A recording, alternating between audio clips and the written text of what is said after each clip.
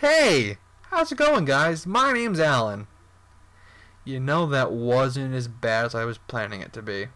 I just hit record there and just talked, and it turned out pretty well. I mean, it wasn't too weird, wasn't too stupid, and I kind of liked it. So, you're welcome.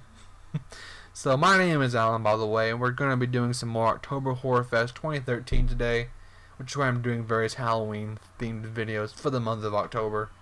And I know it's been just reviewed so far. I am sorry about that. I am working on life lessons, and hopefully that will be out either this week or next week. I want to have it out before Halloween actually happens, so look forward to that. But I would like to do more than just reviewed and life lessons for this special event, if you want to call it that. Next year, if I decide to do this, which hopefully I will. I'm having fun doing it so far. But next year, I hope to do more things besides just reviewed and life lessons. But I don't really know of what. I don't really know what else I could do besides that. Maybe play a horror game. Maybe that. I don't know. But we'll see. That's a year from now.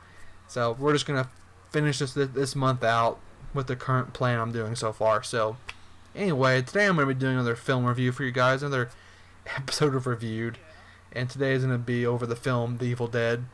This, of course, is the original 1981 film directed by Sam Raimi, not the remake done this year. This film is just held at some of the highest honors for horror films, I should say.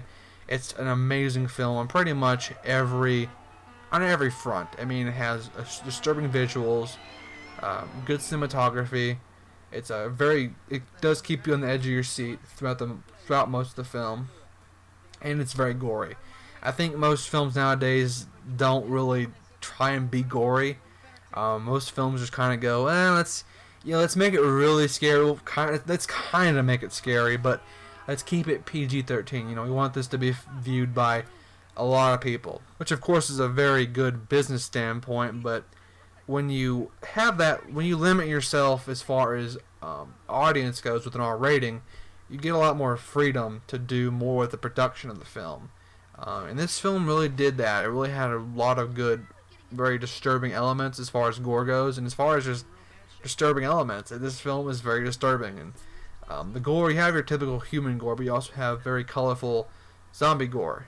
And I won't want to say too much about it, but it's interesting how you kind of see it, happen. And as far as the gore goes, it's very, very visual. It's very graphic, I should say, which of course it's gore, but it's interesting how it plays out. So this film stars Bruce Campbell, who plays a character named Ashley or Ash, him and four of their friends go to this cabin in the woods. This cabin is in a very isolated, very secluded part of the woods, very hard to get to, only really one way in or out of this part of the woods, and it's a very old bridge. It's probably that's the best way to put it. It's very unkept, pretty much. And this cabin itself is also very old and very abandoned. So this film's biggest theme is isolation. This cabin, as I said, very secluded, very hard to get to. But this film's cinematography also kind of helps play a role in that, because there are times that the film gives you a panoramic view of the wood itself and how they get to the cabin itself as well. But there are also parts of this film where you see it from the perspective of the spirits, pretty much. And the spirits, roam the woods, but they also chase after the humans. So it adds to that very thrilling part of the film. Now, I think as a film gets older and it gets if it ever deems the title classic, if it ever earns that title of being called a classic by many people, I think what becomes a very important part of the film is its age, and how the quality kind of stacks up compared to what we have today. Now, I don't mean that as in like, oh, it's shitty because it's not as nice looking as today. What I mean by that is the quality kind of becomes part of the film, what makes it so good. Because this film is a good example of that, because it's very grainy, very dirty almost. It looks very dirty. And that kind of adds to that very eerie, very isolated atmosphere the film already has by itself. And as most films do that, like another good example is Scarface. That film was also very grainy.